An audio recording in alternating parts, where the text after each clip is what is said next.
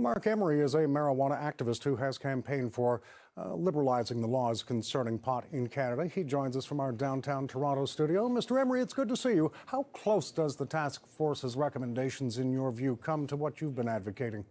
Well, actually, very close. I mean, it's the regulations. I mean, what is it? The devil is in the details. So if these regulations are too onerous for ordinary Canadians to comply with, that's not good. But Anne McClellan, and it's the first time I've ever heard anything Anne McClellan say that I liked, and she said a lot that I liked.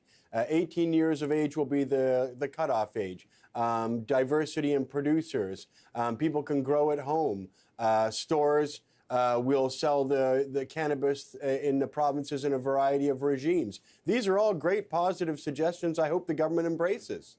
One of the things I noticed in Ms. McClellan's remarks was that her task force places a significant amount of responsibility in enacting the marijuana rules on the provinces and the territories. A good thing in your view?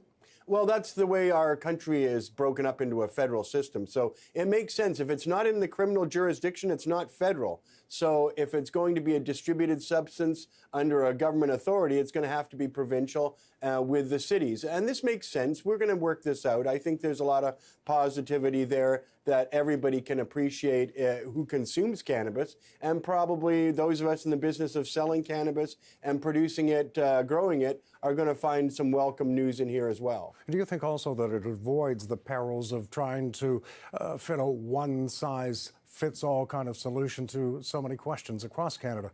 Well, we'll have 13 different experiments going on in the territories and provinces. Indeed. And I think we're going to get some really interesting results from each one of them, especially those of us who envy what's going on in another province. We might tend to give our business to that province and thus our tax money or our, whatever economic benefit. A lot of us live near borders of provinces, and we can go to Quebec or we can go to Alberta if the regime in British Columbia or, for example, Ontario is unfavorable. So I think we're going to see some healthy competition going on between the provinces. Well, for those who just joined us, I just want to note that you have expressed your admiration for the task force's report in general. But to finish off, I wonder, what do you think may be lacking in these recommendations?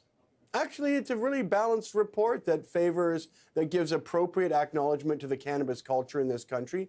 It doesn't give us an apology like we'd seek. The government, after all, has been persecuting us and criminalized millions of us for a 50-year period. It's really quite unforgivable. And I would love an apology so we can start fresh and start from this position of not arresting people. So today, if the government embraces this report, they should stop arresting Canadians for selling marijuana and for possessing marijuana. And let's move rapidly to this new non-prohibitionary regime of a very discredited policy that we've had for 50 years. Let's start today and stop arresting Canadians. Marc Emery, a marijuana activist who has campaigned for the liberalizing of laws concerning pot in Canada. Mr. Emery, good to get this opportunity to speak with you today. Thank you.